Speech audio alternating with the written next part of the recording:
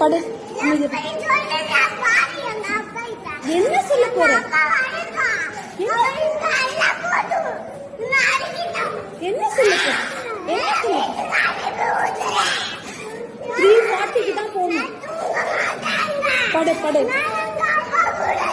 சொல்லு, உங்க அப்பாட்ட சொல்லு. நீ சொல்லு, நானே சொல்றேன். கொஞ்சம் கூட அடங்கலன்னு சொல்றேன். சரி, இருந்துட்டு போ. இப்ப நான் யாரு? நான் கூட தான் எங்க அப்பா பிள்ளை, எங்க அம்மா பிள்ளை. படு.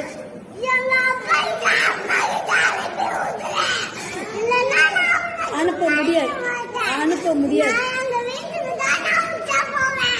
இங்கதான் போகணும். உச்சா இங்க போகணும். இங்கதான் போகணும்.